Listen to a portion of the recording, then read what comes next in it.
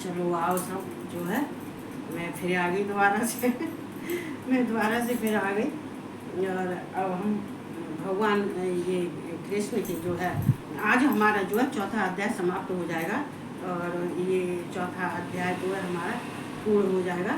तो ये आखिरी श्लोक है तो हम सुनाते हैं। तो भगवान कृष्ण का ध्यान करते हैं। चूँकि ये हमारा जीवन जीने का ये और जो हमें ज्ञान का मार्ग है वो हमें गीता से ही मिलता है, लेकिन बिना गीता के हम ज्ञान का मार्ग नहीं मिलता। क्योंकि भगवान शिव भी इस बात को कहते हैं कि तुम ये कृष्ण से ज्ञान लो, एक गीता सुनो और यह गीता पढ़ो और कृष्ण से ज्ञान लो। अगर तुम कृष्ण से ज्ञान लोगे तो तुम हमारे शिव प्राण को जरूर समझ सकते हो और तुमको मोक्ष भी प्राप्त हो सकता है। पहले ज्ञान तो लेके आओ। तो जब ज्ञान ही नहीं लोगे तो कहाँ से तुम किसको प्राप्त कर पाओगे। तो हम चल रहे हैं अपने कृष्ण भगवान का पहले आह्वान करते हैं। ऐसे नहीं है, सीधे सीधे तो नहीं जाना चाहता है। चूँकि हम ये टेढ़ी मेढ़ी गलियों से हम नहीं जाते हैं, हम सीधे सीधे जाते हैं और भगवान का नाम स्मरण करके जाते हैं। ऐसे तो नहीं ले जाते हैं। कहते हैं कि जब चढ़ते हैं तो सिद्धि सिद्धि सिद्धि सिद्धि सिद्धि सिद्धि चढ़ते हैं, तो हमें भी सिद्धि सिद्धि सिद्धि सिद्धि चढ़ना चाहिए और सिद्धि सिद्धि चढ़ के तब हमें भगवान के पास में पहुंचना चाहिए। ऐसे खड़े नहीं जाते हैं। तो सिद्धि सिद्धि चढ़ने के लिए हमें क्या करना चाहिए, हमें भगवान के नाम स्मरण करना चाहिए। तो चलो करते हैं। ओम कृष्णाय नमः, ओम वासुदेवाय नमः, ओम परमात्मने नमः, ओम राधा वल्लभाय नमः, ओम गोविंदाय नमो नमः, ओम कृष्णाय वासुदेवाय हरे परमात्मने प्रणतः क्लेशनाशाय गोविंदाय नमो नमः। कृष्ण भगवान राधा रानी को मैं कोटि कोटि प्रणाम करती हूँ, स्तुति करती हूँ और वंदना करती हूँ। सबको जय श्री कृष्णा और राधे राधे। तो वो हम कहते हैं ओम कृष्णाय नमः। ओम आता है इसमें, पहले ओम आता है। ओम कृष्णाय नमः, ओम वासुदेवाय नमः, ओम परमात्मने नमः, ओम राधा वल्लभाय नमः, ओम गोविंदाय नमो नमः। ओम का उच्चारण हर एक चीज में, जितने मंत्र हैं, जितने हैं, जो कुछ भी श्लोक हैं, मंत्र हैं, जो कुछ भी है, हम संपुट हम ओम का लगाते हैं। हम ओम का संपुट लगाने से और बाद में भी ओम लगाते हैं तो हमारा मंत्र पूर्ण हो जाता है, हमारा श्लोक भी पूर्ण हो जाता है। हमारे चूंकि ये ओम का जितनी बार तुम्हारे मुंह से निकलेगा उतनी ही शक्ति। देखो कृष्ण और शिव कोई अलग अलग नहीं है, एक ही है। तो हमें इनके लिए, सबके लिए हमें क्या करना है, हमें ओम की धुन जितनी निकल सके, ओम का उच्चारण जितना कर सको, वो समझो कि तुम्हारे साथ में कृष्ण और शिव दोनों चल रहे हैं। शिव भी तुम्हारे पास है और कृष्ण भी है। तुम जहाँ जो कुछ भी बोल रहे हो वहाँ दोनों ही हैं, शिव भी हैं और कृष्ण हैं। क्योंकि कृष्ण भी कहते हैं मैं सृष्टि का रचयिता हूँ, मैं पालन करता भी हूँ और संहार करता हूँ। ये मैं त्रियक हूँ। इनको अगर कोई नहीं समझता है, मैं निराकार हूँ, निरकार हूँ, निर्गुण हूँ, साकार हूँ, तो ये सगुण हूँ। तो ये सब जो है भगवान ये कृष्ण भी तो गीता में बार बार कहते हैं। तो यहाँ पे क्या करना चाहिए, तो इसलिए कृष्ण को और शिव को दोनों को साथ बांधने के लिए, साथ रखने के लिए हमेशा जो कुछ भी पढ़ो उसमें ओम का उच्चारण हमेशा होना चाहिए, ओम की धुन निकलनी चाहिए। क्योंकि ओम अगर तुम जितना प्राणायाम करते हो और प्राणायाम करने के बाद में अगर तुम जितनी बार जो अगर सांस रोक के भी करते हो, तुम्हारे जितने चक्रा हैं उनको हील करने के लिए, और तुम ओम का जितना उच्चारण करोगे, एक चक्र के अगर तुम 5-5 बार ओम से अगर करते जाओगे तो तुम्हारे चक्रा हील हो जाएंगे। और अगर तुम दिन भर ओम ओम वैसे ही करते रहो, चलते फिरो करते रहो, ओम ओम कहते रहो, तो तुम्हारे तो बिना तुम्हें प्राणायाम करके हील हो जाओगे। ये बात सही है। मैं जो कहती हूँ वो सच बात कहती हूँ। मानना न मानना ये सब तुम्हारी मर्जी, ये तुम्हारी मर्जी तो नहीं है, तुम्हारी मर्जी। तो हम चलते हैं, हमारा ये जो है आखिरी श्लोक रह गया है, चौथे अध्याय।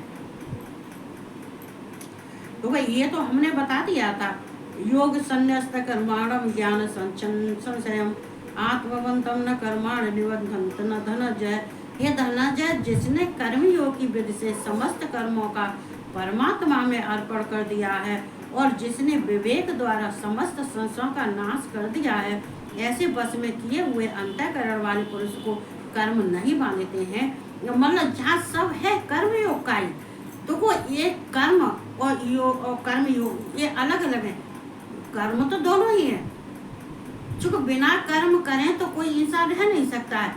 लेकिन वो जो भगवान की प्राप्ति के लिए जो कर्म किए जाते हैं वो कर्म योग होता है। वो योग के द्वारा कर्म किए जाते हैं, या योग के द्वारा कर्म जो करते हैं वो योग हमारा साधन है। वो भगवान को प्राप्त करने के लिए वो हमारा साधन है। तो हम जिस साधन को हम लक्ष्य बना लेते हैं और फिर बनाने के बाद में फिर हम भगवान का ध्यान और कर्म करते हैं, चाहे हम जप करें, चाहे तप करें, चाहे यज्ञ करें, चाहे हवन करें, चाहे तीर्थ यात्रा करें, चाहे गंगा जमुना नदी और सरस्वती, ये जितनी हम नदियाँ में स्नान करते हैं वो सब क्या होता है कि जब हम कर्म योग के द्वारा उनको एक वेद और शास्त्रों के द्वारा विधि विधान से हम जब करते हैं, और बिना वेद मंत्रों के नहीं किया जाता है। ये वेद ब्राह्मण, ये इनके जो देवता हैं, वेद हैं, ब्राह्मण हैं, इनकी शरण में जाके ऋषि मुनि हैं, तपस्वी हैं, महात्मा हैं, संत हैं, योगी हैं, अगर इनसे हमें कर्म योग का ज्ञान ले लेना चाहिए कि हमें कौन सा कर्म करना चाहिए, कौन सा कर्म नहीं करना चाहिए, क्या हमारा ये कर्म है कि अकर्म है। एक कर्म और अकर्म में हमें ये विवेक को जगाना चाहिए। ये विवेक जब जिसका जाग जाता है तो उसके अंदर अपने आप समझ आ जाती है। और लेकिन उसके अंदर विवेक नहीं है, समझ नहीं है, ज्ञान नहीं है, और उसको ये नहीं मालूम कि हमें किसके पास बैठना चाहिए तो हमें ज्ञान की प्राप्ति हो। लेकिन जो समझता है वो ज्ञानियों के पास बैठता है, जो नहीं समझता है वो कुकर्मियों के पास में बैठता है। तो ये कुकर्मियों के पास में बैठेगा तो ये ज्ञान कहाँ से लाएगा? ये अज्ञान और ये मूढ़ होता है। तो यहाँ पे ये भगवान कहते हैं कि और अपने अंदर सारे किसी बात का संशय नहीं रहना चाहिए।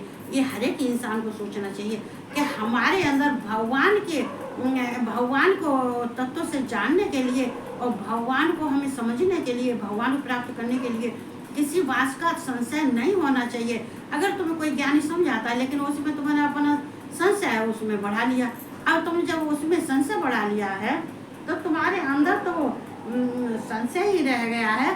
तो उसको तुम ये संशय के चक्कर में तुम पूरी जिंदगी तुम्हारी इसी संशय में भ्रमित।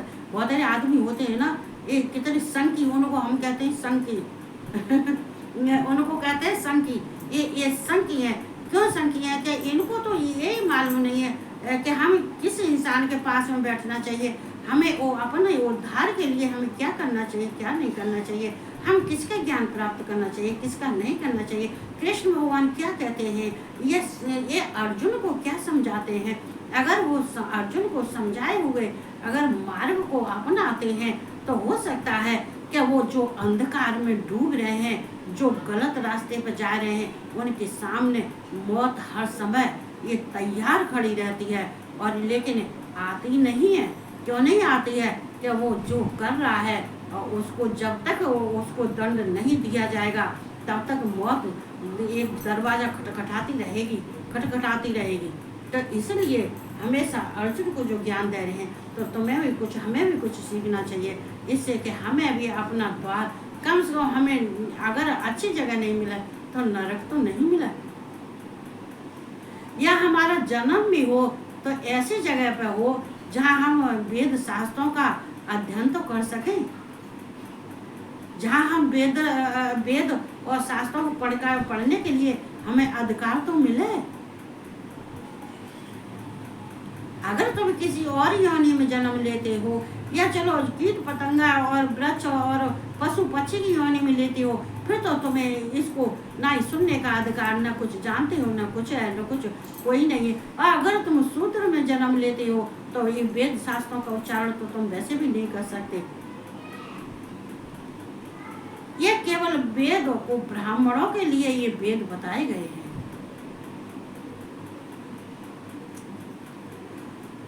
तस्माद् ज्ञान सम्भूतम हृदयस्थम ज्ञान सन्नसनात्मनः चित्तैवैनं संशय योग मातिष्ठो उत्तिष्ठ भारत। देखो यहाँ पे भगवान कृष्ण भारत अर्जुन को समझा रहे हैं। इसलिए हे भरत वंशी अर्जुन, तू हृदय में स्थित इस अज्ञान जनित अपने संशय का विवेक ज्ञान रूप तलवार द्वारा छेदन करके समत्त रूप कर्म योग में स्थित हो जा और युद्ध के लिए खड़ा हो जा। मतलब भगवान कह रहे हैं हे भरत वंशी अर्जुन, देखो अर्जुन का भी संशय क्या था। अर्जुन पहले तो ये लड़ने को गए थे। पहले तो जब भगवान ने इनको उपदेश दिया था और भगवान ने इनको ज्ञान दिया था, तो ये ज्ञान पाने के बाद में ये लड़ने तो गए, युद्ध के लिए तैयार हो गए और लड़ने भी गए। और लड़ने के बाद में ये कहने लगे हे कृष्ण, मैं युद्ध के लिए तैयार हूँ, मैं युद्ध करूँगा। तुमने अगर मुझे कहा है तो मैं युद्ध जरूर करूँगा, लेकिन एक बार मुझे बता तो दिखा तो दो कि युद्ध में कौन कौन है। ये तो दिखा दो कि युद्ध में कौन कौन है। तो ये कृष्ण भगवान कहने लगे कि अच्छा अर्जुन, तेरे लिए अगर ये तेरे अंदर ये संशय वाली बात है तो मैं तेरा ये संशय भी दूर करता हूँ। चलो मैं तुझे दिखाता हूँ। भगवान कृष्ण रथ में ले गए थे, लेकिन दोनों कौरव पांडव ये सब सेना ये युद्ध करने के लिए एकदम ये तत्काल खड़े थी, जो है अपनी अपनी कतार में खड़े थे। लेकिन यहाँ भगवान कृष्ण ने उनको ऐसा कर दिया कि वो जहाँ जिस जगह पर जैसे खड़े थे वैसे के वैसे खड़े रहे। वो अगर कोई किधर देख रहा है तो देखता ही वहीं के वहीं है। मतलब वो ऐसे हो गए थे कि ये मान ये जम गए हैं बिल्कुल। इनको मतलब वही हुआ, उनको ऐसा नहीं था कि अगर हमें उन्हें सचेत हो, एक तरह से ये मूर्छित ही रूप देख लो जो है। तो यहाँ पर जैसे खड़े थे वैसे खड़े खड़े रह गए। रथ पर किसी का जैसा हाथ था वैसा हाथ रह गया, जो लगाम पकड़े था वैसी लगाम ही पकड़ के खड़ा रह गया।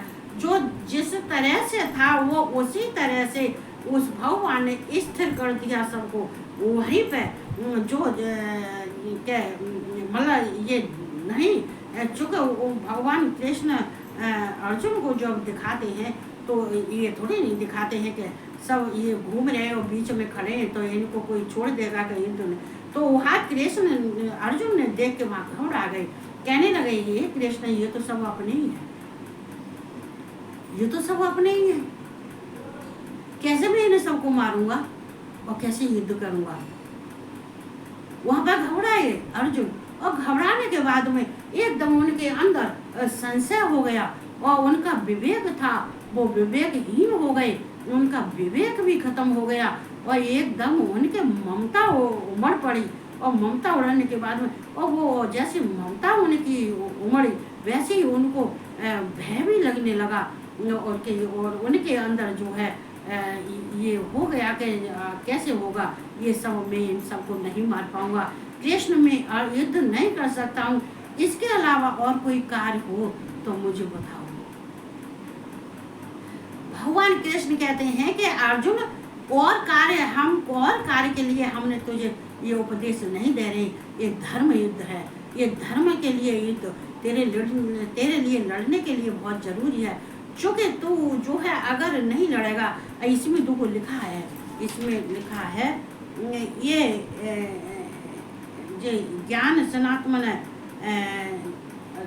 चिंता ये भारत का जो ये जो कहा है इसमें क्या है, ये भगवान कृष्ण ने भरत का भी दिया है कि तू ये सोचे तू है तो भरत वंश का, ये भरत के वंश का ही तो है, भरत तेरे ही वंश के तो थे, लेकिन वो कितने विवेकशील थे और कितने वो जो है ये वीर और बलवान थे, वो अपने मार्ग से पीछे नहीं हटे थे।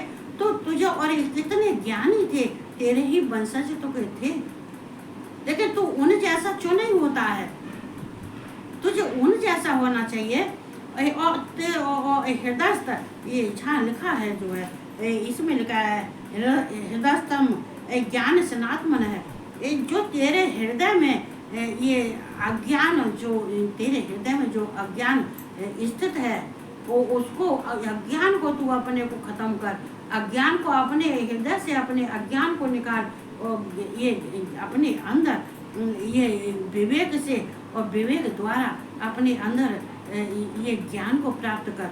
और ये विवेक ज्ञान रूप ये तलवार द्वारा छेदन, मतलब यहाँ पे अपने विवेक से तो तेरे अंदर जो संशय है, जो भय है, जो कामा, जो तेरे इच्छा शक्ति है या आसक्ति है, ये तू ये विवेक रूपी तलवार से इसका छेदन कर डाल, इसका छेदन कर दे। किससे होगा? विवेक से होगा, बल से होगा, संयम से होगा। तो संयम से, अपने विवेक से, अपने ज्ञान से, अपने ज्ञान रूपी तलवार से, विवेक रूपी और विवेक से ज्ञान रूपी तलवार से तू इसका अपना ये अज्ञान का तू इसका छेदन कर दे, इसको सबको दूर कर दे। क्योंकि जब तक तेरे हृदय में ये स्थित रहेंगे और जब तक तेरे हृदय में ये सब रहेगा, तब तक तू युद्ध नहीं कर पाएगा, और ना ही तेरे अंदर इन सब की ममता खत्म होगी। क्योंकि तुझे ममता खत्म करने के लिए, और तू अपने को जो है अपने अंदर के जितने संशय हैं, सारे संशय को तू दूर कर दे। वो विवेक के द्वारा होंगे। अपने अंदर विवेक को जगा, ज्ञान प्राप्त कर, कर्म योग कर। ये जो यहाँ कृष्ण अर्जुन ये भी ये कह रहे हैं, ये छेदन करके समर्थ रूप कर्म योगों में स्थित हो जा। तो यहाँ अर्जुन इस बातों को वैसे पूछ रहे हैं कि अर्जुन तुम, कृष्ण तुम कहते हो कर्म योग को तो स्थित हो जाए, तो कर्म योग कर, ये अपने जो कर्म कर योग के द्वारा कर। तो मैं वो कार्य करने को तैयार हूँ, मैं योग के द्वारा अपने कर्म जो कुछ भी करूँगा मैं योग के द्वारा ही करूँगा। लेकिन इसमें जो है ये युद्ध के लिए मैं तैयार नहीं हो पा रहा हूँ। और तुम अगर जब तक तुम मुझे नहीं मेरे अंदर का भय निकालोगे और ये सब मेरे अंदर से नहीं दूर करोगे, तब तक मैं वो युद्ध नहीं कर पाऊंगा। लेकिन कृष्ण यहाँ समझा रहे हैं, अपने कर्म योग में स्थित हो जा। तू योग में स्थित है जा। तू, मैं जो कह रहा हूँ, तू केवल मेरा ध्यान कर, तू केवल मेरा सुमिरण कर, तू अपने को मुझे सौंप दे, तू अपने सारे कर्म भी मुझे सौंप दे। तू जो कुछ भी, तुझे पाप नहीं लगेगा और ना ही तू शक्तिहीन है। तू जो तेरे अंदर तो बहुत शक्ति है, बलवान है, यह सब भी है तेरे। और तू जो कुछ भी करता है वो सब अपने कर्म योग के द्वारा करता है। तो तू वो ही कर और कर्म योग में स्थित हो जा। और स्थित होने के बाद में युद्ध के लिए तू खड़ा हो जा। फिर तू युद्ध के लिए खड़ा हो जा। क्योंकि तू जब तक तू समर्थ नहीं होगा, जब तक तेरे अंदर का भय नहीं जाएगा, जब तक तेरे अंदर का ये सब मोह और ये ममता नहीं जाएगी, ये सब इनको देखने के बाद में जो तू इनके चेहरे पे जा रहा है, ये इनके चेहरे पे नहीं जाएगा, तो तू ये जो है सब जो है इसको कर्म योग द्वारा सब तेरे नष्ट हो जाएंगे। वही इसलिए तू तभी तू युद्ध कर पाएगा, वैसे तू अर्जुन युद्ध नहीं कर पाएगा। इसलिए मैं तुझे समझा रहा हूँ कि अपने अंदर कोई संशय नहीं रखना चाहिए, अपने हृदय में संशय नहीं रखना चाहिए। सारे संशयों को दूर कर, और सारे संशयों को दूर करने के बाद में और धर्म और युद्ध के लिए खड़ा हो जा। तो यहाँ पे तो कह रहे हैं, तो आज हमारा ये चतुर्थ अध्याय ये पूर्ण हो गया। और अथ पंचमो अध्याय अर्जुन उवाच। अब ये अर्जुन क्या कह रहे हैं, संन्यासम कर्मणाम कृष्ण पुनर्योगम च संसद यच्छते एतयोरकम तन्मे गुरु सुनश्चतम। ये अर्जुन बोले, हे कृष्ण आप कर्मों के संन्यास की और फिर कर्म योग की प्रशंसा करते हैं, इसलिए इन दोनों में से जो एक मेरे लिए भली बात निश्चित है, कल्याणकारक साधन हो, उसे कहिए। तो ये मैं कल सुनाऊंगी। चूँकि दो अर्जुन भी भ्रमित हो जाते हैं। तो वो कृष्ण कुछ जहाँ पर थोड़े से कभी कभी अर्जुन को भ्रमित कर दे रहे हैं, कभी तो कहते हैं कि तू कर्म योग कर के द्वारा कार्य कर, कभी कहते हैं कर्म योग अच्छा है, कभी कहते हैं ये ज्ञान योग है, कभी कहते हैं सांख्य योग है। ये सब जो है ये सब कभी कुछ कहती हो। ये कृष्ण मुझे भ्रम में क्यों डालती हो? जो एक ही बार करो कि मैं कर्म योग द्वारा कर्म करूं, कि ये ज्ञान योग का कर्म करूं, कि मैं सांख्य योग का। तो यहाँ जो अर्जुन पूछ रहे हैं वो मैं कल बताऊंगी, आज नहीं बताऊंगी। तो ये हम कहते हैं कि ये अपने भगवान का स्मरण करो। तो उसके लिए ये कृष्ण को भी अपने साथ में, शिव के साथ में कृष्ण को भी अपने सामने खड़ा करो। वो कैसे सामने खड़ा करोगे? देखो भगवान तो अपने आप प्रकट हो जाते हैं, स्वयं में प्रकट हो जाए। जहाँ तुम्हारे अंदर की गुफा शुद्ध पवित्र हो जाएगी और शांत हो जाएगी और स्वच्छ हो जाएगी, तो जब ये सब निर्मल हो जाएगी तो वहाँ क्या होगा? वहाँ पर कृष्ण हो, चाहे शिव हो, चाहे विष्णु हो, सब तुम्हारे, चाहे हनुमान जी हो, सब तुम्हारे सामने प्रकट हो जाएंगे, सब तुम्हारे सामने खड़े हो जाएंगे। तुम्हें तो ये मालूम नहीं पड़ेगा कि ये मेरे सामने कैसे खड़े हुए। तुम्हें तो सब कुछ आश्चर्य लगेगा। वो आश्चर्यजनित जो कार्य होता है वो मनुष्य के जीवन में भगवान की कृपा से ही होता है। बिना भगवान की कृपा के कुछ नहीं होगा। चाहे रोज कथा सुनो, चाहे रोज उनका प्रवचन करो, चाहे रोज उनके प्रवचन सुनो, चाहे रोज गंगा नहाओ, चाहे भगवान का पूजन करो। ऐसे साधारण पूजन करने से, भगवान कह रहे घंटी बजाने से, मैं घंटी में नहीं हूँ, मैं मंदिर में नहीं हूँ।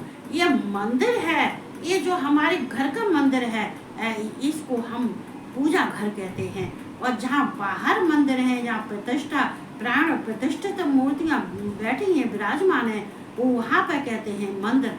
लेकिन अपने घर में तुम क्यों नहीं प्राण प्रतिष्ठा कर लेते हो?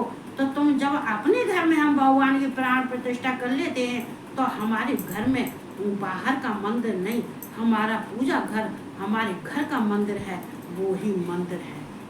ये प्राण प्रतिष्ठा तब होती है जब प्राण प्रतिष्ठित जब होते हैं, जब हम इनको जो है वेद मंत्रों से और रुद्री से और इनका पूजन करते हैं। जहाँ रुद्री होती है, जहाँ वेद मंत्र होते हैं, जहाँ सब कुछ होता है, वहाँ तो वहाँ पर ये अपने आप स्वतः ही ये प्राण प्रतिष्ठित हो जाते हैं।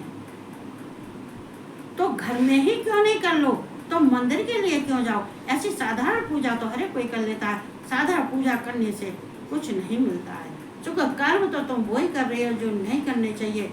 और फिर चाहे तुम गंगा नहाओ, चाहे जमुना नहाओ, चाहे कुंभ नहाओ, चाहे भगवान के दरबार में जाए के मत्था टेको, उससे कुछ नहीं होता है। पहले अपने को स्वच्छ साफ करो, जो तुमने किया हुआ है उसको बाहर निकालो, उसका प्रायश्चित करो। जो अब तक जो कर्म किए हैं उन सबको बाहर निकालो।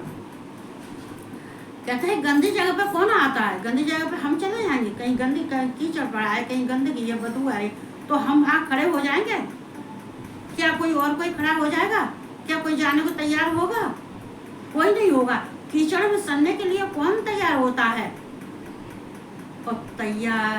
और जो अपने में शुद्ध पवित्र होता है तो कीचड़ में उतरने के बाद भी उसके अंदर कीचड़ नहीं लगती है, उसके शरीर पर कीचड़ नहीं लगती है।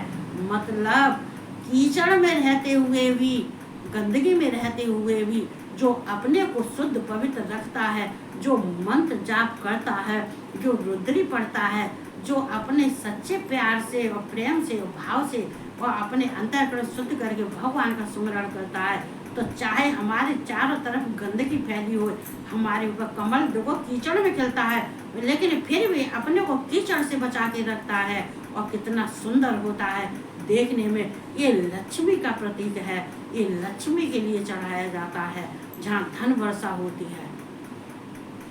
तो हमें ये भाव रखने चाहिए। ये कहते हुए सबको जय श्री कृष्ण, राधे राधे, और सबको गुड नाइट।